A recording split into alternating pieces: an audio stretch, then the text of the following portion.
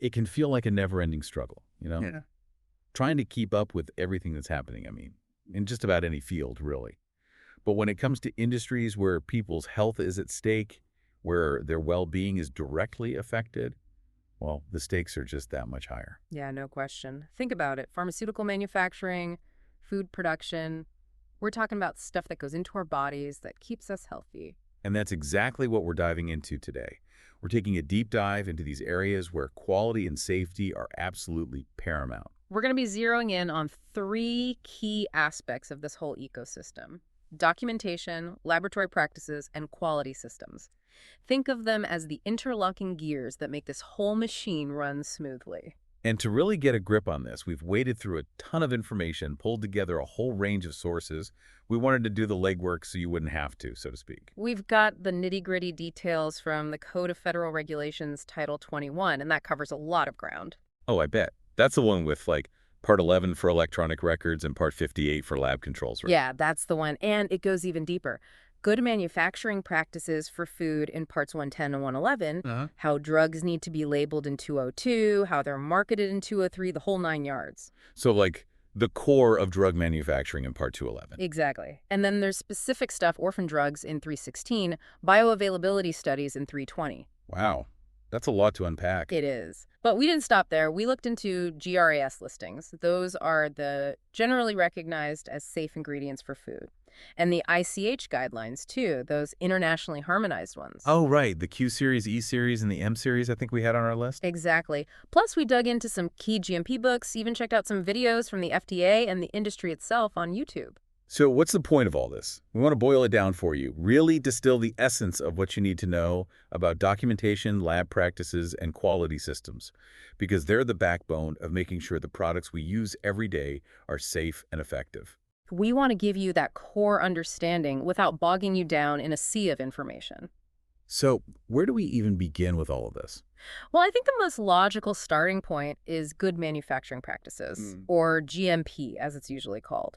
You know, sometimes you'll hear it called CGMP too. Oh, right, with that C for current, like it's always evolving. Precisely. And it's important to remember that these practices aren't static. They need to keep pace with the latest scientific knowledge, the most up-to-date standards. Which makes sense given how much things change. It does. Now, to understand why GMP is so crucial today, it's helpful to look back a bit, see how things were before these regulations were in place. Like a before and after sort of thing. Exactly. So before the 1906 Pure Food and Drug Act, there was very little oversight of drug products. It was a different world. We came across some examples that are pretty shocking by today's standards, things like cocaine being used in toothache drops, morphine in cough syrup. You're kidding. That's crazy to think about now. It was a time of real public health concerns. The 1906 Act was a direct response to this, trying to create some order out of chaos to make sure products moving across state lines were actually what they claimed to be and that they were safe. And that's where the FDA came in, right? Well, not quite directly. The agency that was first tasked with this was the Federal Bureau of Chemistry. Over time, it evolved into the Food and Drug Administration that we know today. So a lot's changed since then. And it's not just a national thing anymore, is it? Not at all. We live in a globalized world now where ingredients and products can come from all over the place. And ensuring quality in that kind of environment requires a global effort. That makes sense. So how does that work, like practically? Well, you have regulatory agencies like the FDA in the US and the EMA, the European Medicines Agency in Europe. They each have their own sets of GMP regulations. But there's a big push for harmonization, for making things as consistent as possible across different regions. So everyone's on the same page. Exactly, and that's where the ICH comes in. It brings together regulatory authorities and the pharmaceutical industry to develop these harmonized guidelines. Right, the International Council for Harmonization. Exactly, and that helps to establish a sort of baseline level of quality, no matter where a product is made or sold. A global commitment to quality that's reassuring, especially when we're talking about things that directly impact our health. Okay, so GMP is the foundation. What's the next layer we need to understand? I'd say the next critical piece of the puzzle is documentation. It's often referred to as good documentation practices, or GDP. Okay, so what's the big deal with documentation? Well, there's a really key principle in GMP. If it isn't documented, it didn't happen. Wow, that's pretty straightforward. It is. Think of documentation as the proof, the tangible evidence that the right procedures were followed, that everything was done correctly. Right, like a paper trail. Exactly. And GDP lays out the standards, the best practices for creating, maintaining, and archiving all the documents related to making and handling a product. So this isn't just about filling out forms, it's a whole system. It is, and it doesn't just apply to the quality control lab. It applies to everyone involved: permanent staff, temporary employees, interns, even consultants. If you touch the product or the processes around it, you need to understand and follow GDP. Got it. So what kind of things are we talking about specifically when it comes to good documentation? Well, one thing that comes to mind is lab notebooks. It might seem a bit old school in our digital age, but they're still crucial. For recording raw data, right? Exactly. You want to capture those initial observations, the data as it's generated at the bench. And detailed entries are essential. You need to clearly state what the experiment is about, list every single material you used, describe the exact procedures you followed, and of course, record all the results and observations. No cutting corners. Nope. And here's another crucial part. You need to note any deviations from the planned procedure. Deviation, that's when something goes off script, right? Exactly. And when that happens, it's not enough just to say, oh, there was a deviation. You need to explain what happened, why you think it happened, and what you did to correct it. Transparency is key. Absolutely. And every entry needs to be signed and dated by the person who did the work. No exceptions. This ensures accountability. You can trace every piece of data back to its source. That level of detail, it really shows how important accuracy is, especially when you're talking about products that affect people's health. Absolutely. It's not something to be taken lightly. Now, what happens if someone makes a mistake in a paper record? You can't just hit delete like you can on a computer. That's a great point. Handling errors in paper documentation is a delicate process. You can't just scribble something out or use correction fluid. That raises red flags. It looks like you're trying to hide something. So how do you correct a mistake properly? You draw a single line through the incorrect entry, but make sure you can still read what was originally written. Then you write the correct information next to it. And the person making the correction has to initial and date it. So it's all about being transparent, having a clear record of what happened. Now, how does this apply to electronic records? We generate so much data electronically these days. That's true. And with electronic records, there are additional considerations. You need to make sure the systems themselves are reliable and secure. Any software used to create, process, store, or retrieve electronic records has to be validated. Meaning? Meaning you have to prove that it does what it's supposed to do accurately and reliably. And audit trails are crucial. Those are electronic records that track every action taken in the system, who accessed it, what they changed, when they did it. So you can't just sneak in and change something without anyone knowing. Right.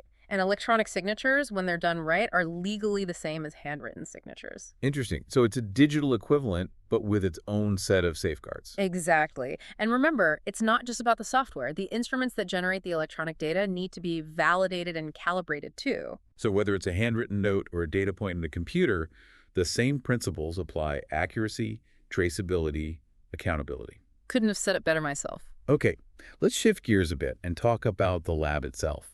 What are some of the essential practices that ensure quality and safety in the lab? Lab practices are absolutely fundamental to generating reliable data. And reliable data is the bedrock of product quality. One of the first things to consider is personnel. You need to have qualified people doing the work. People with the right education and training. Yes, but it's not just about having a degree. You need clear job descriptions, up-to-date resumes, and comprehensive on-the-job training. So they know exactly what they're doing. Exactly. Another key element is sample management.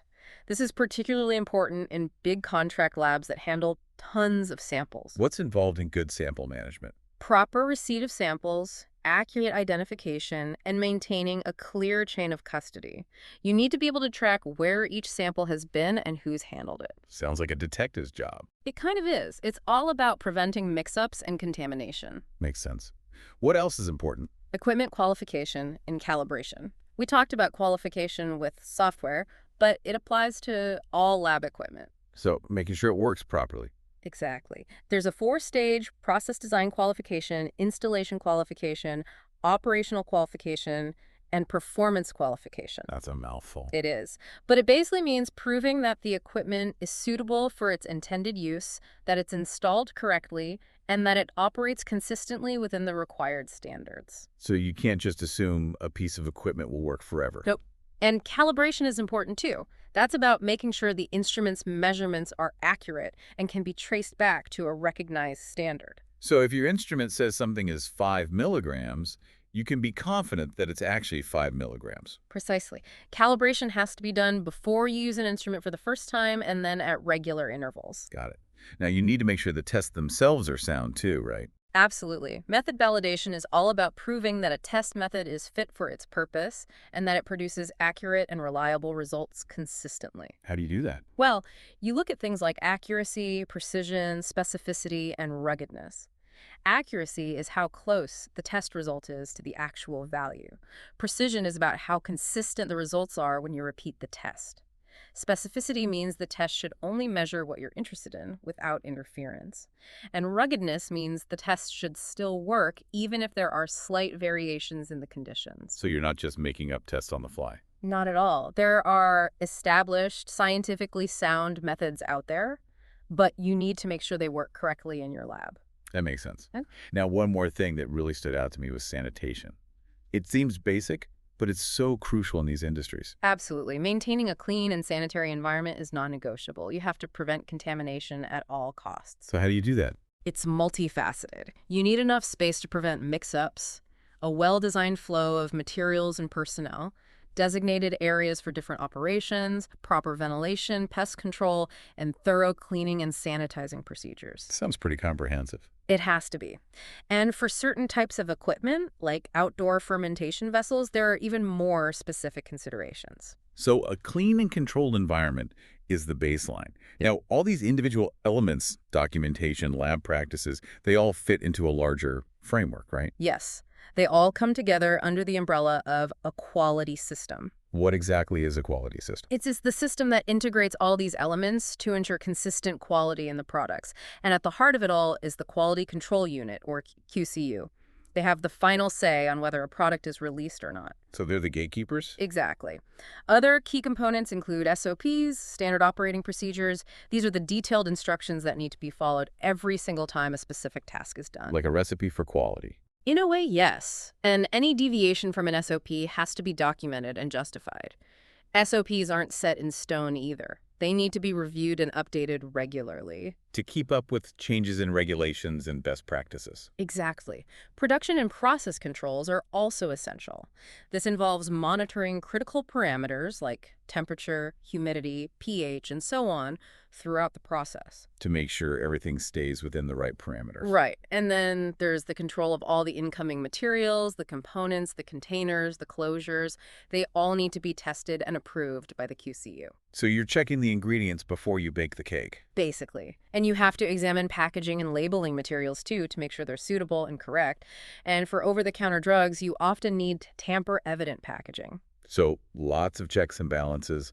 What happens after a batch is made and ready to go? Well, you have to retain reserve samples. This means keeping a representative sample from each batch stored in the same conditions as the marketed product. So you can go back and test it if you need to.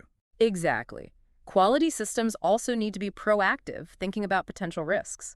That's where quality risk management, or QRM, comes in. Okay, tell me about that. QRM is all about systematically assessing, controlling, communicating, and reviewing risks to product quality. Sounds like a way to anticipate problems before they happen. That's the goal. You want to identify potential risks and put measures in place to mitigate them. Smart. But what happens if something goes wrong despite all these precautions? Well, a good quality system needs a plan for that too. You need procedures for handling discrepancies and conducting investigations when things deviate from the norm. So if a test result is out of whack, you don't just ignore it. Definitely not. You document it, investigate it, and figure out the root cause. And then take steps to prevent it from happening again. Precisely. It's all about continuous improvement. Which brings us to audits, right? Yes. Internal audits are essential for self-assessment. They help companies identify areas for improvement and ensure ongoing compliance. Sort of like a checkup. Right. And then there are FDA inspections. The FDA wants to make sure companies are operating in a state of control, that they're following the rules. And those inspections can be pretty thorough. They can be. The inspectors look at everything: documentation, procedures, equipment, the whole shebang. And if they find problems, that's where the Form 43 comes in, right? Yes. If the inspector observes something that might be a deviation from the regulations, they'll issue a Form 483. So it's like a warning. Not quite. It's more like a list of observations, things the inspector wants the company to address. So what happens when a company gets a Form 483? They need to respond to it. It's not technically mandatory, but it's highly recommended. A good response shows the FDA that the company is taking the observations seriously. That they're not just brushing it off. Right. And a good response usually includes a corrective and preventative action plan, or KPA, outlining how they'll fix the issues. So it's all about demonstrating commitment to quality. It sounds like these three areas we've been talking about, documentation, lab practices, and quality systems, they're all connected, all working together. They are. They're all part of a system designed to ensure that the products we use every day are safe and effective. And it's important to remember that these aren't just abstract rules. They have a real impact on our lives. They do. They're the safeguards that protect our health and well-being. So as you go about your day, think about the products you use, the food you eat, the medicines you take. There's a whole system behind them, working to make sure they're safe and high quality. It's a system that deserves our attention and appreciation. It does. Thanks for exploring this important topic with us today. My pleasure. And to our listeners, what further questions do you have about how these essential products are made and regulated? It's something to think about. Definitely. Until next time.